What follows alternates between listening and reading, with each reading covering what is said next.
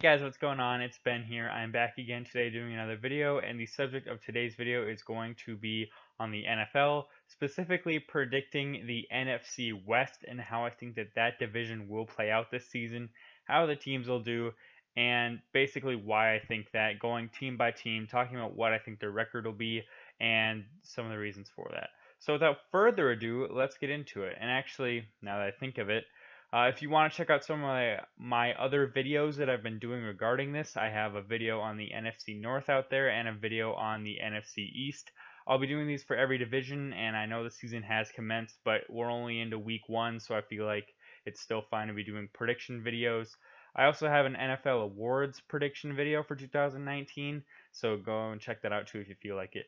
But okay, now without further ado, let's get into it. So in first place, I think the Rams will be finishing in first once again. I don't really have any reason to believe that they won't be in first.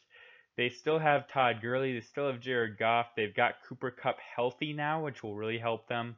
What else? They got Brandon Cooks still. They actually have Malcolm Brown, who you may not have heard of, but he's a running back who looks to be pretty good just from um, the little bit we've seen of him so far. He had a really good first game of the season, rushed for a lot of yards. He was a pretty good backup to Gurley last year.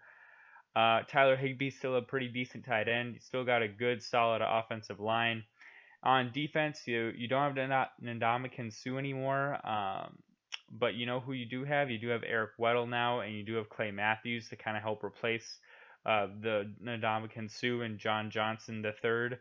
They basically brought in Matthews and Eric Weddle to replace those two guys. You still got Marcus Peters. You still got Aqib Talib. Um, so you still got a pretty good team here. LaMarcus Joyner still on the crew. They don't have Mark Barron anymore, but I think they still got Aaron Donald. And when you have the best defensive player in the league, you don't have really much to worry about if we're being frank. So I still think this team's going to be really good. One of the best rosters in football, top to bottom still. It'd be good to see a little bit more development out of Jared Goff. I've never been completely sold on him, if I'm being frank. I just think that he puts up good numbers, but I think it's a result of playing with Sean McVay. So he can't really prove himself anymore besides putting up similar numbers to last year when he was like a Pro Bowler. But maybe just to improve a little bit from his numbers last year would be good to see. But yeah, overall, I expect this team to win the division without much competition. Second in this division, I have the Seahawks. I have them finishing at 9-7. They did eke out a Week 1 win, 21-20 versus Cincinnati, but I think that Seattle is a team that'll be very similar to last year. Main difference is they won't have Doug Baldwin. They'll have basically replaced him with DK Metcalf, and then they've traded, I think it was a second round pick or maybe a first for Jadeveon Clowney. That'll really help the defense a lot. That's right now anchored by Bobby Wagner. Yeah, I like that. I like that Jadeveon trade a lot for them. I think he'll instantly be about the second best player on that defense, and they've still got a good defense, and their offense is just okay. Russell Wilson's of course the highlight of that offense, but receivers you got Tyler Lockett and DK Metcalf, so they're okay at receiver. They definitely have some room to improve. And then at running back, you got Chris Carson, excuse me, and he's decent. I'm not gonna say he's good. I'm not gonna say he's bad. He's decent. He could maybe have a 900-yard season. I feel like they're gonna run CJ Procise a decent amount as backup too. So yeah, that's all I'm gonna give them is decent, and I think they're gonna have a record that reflects that. Being a decent team, you're gonna finish 9-7. I don't think they'll necessarily make the playoffs, but hey, I think that they've got a shot. Next, I have the 49ers, who I am predicting to finish 6-10. This is maybe my unpopular pick in this division because a lot of people are predicting that the 49ers will be a really good team this year. I don't necessarily see it. I think, um, yes, they're getting Jimmy G back, but really, what else are they doing that's that great on this team? You know, the offensive line's okay. The defense is they got some really good players in some spots, but overall it's just okay. The offense lacks weapons except for running back. They're really deep at running back. I believe they've got Jerick McKinnon, Tevin Coleman, and Matt Breida, if I'm correct. And I like all three of those guys a lot. That's a really good running back trio.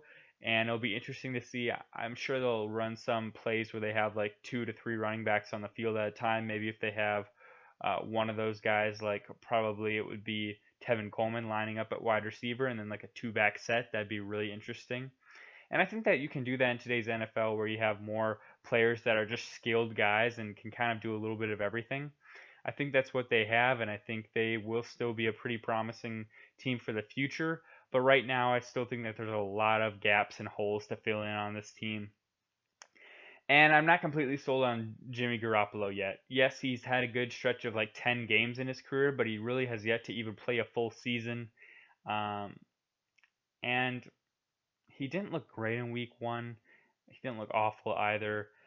I think that Jimmy Garoppolo, some people are perceiving him as like the next coming of a perennial Pro Bowler, the future.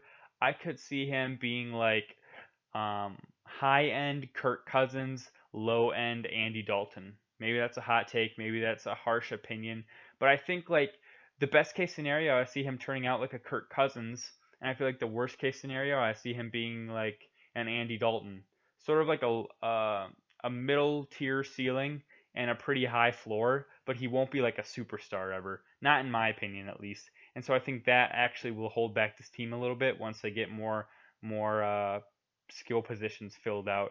Having just like a decent quarterback instead of a great quarterback will limit them, I think. Um, okay, lastly, I have the Arizona Cardinals, who I had originally predicted to go 1-15. I'll amend that now that they got a tie in week one to 1-14-1.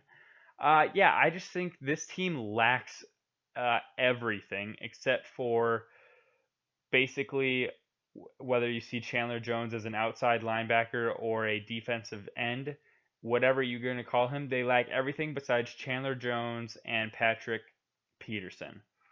Wide receiver, they've got an old Larry Fitzgerald who still can be good, but let me remind you, is very old.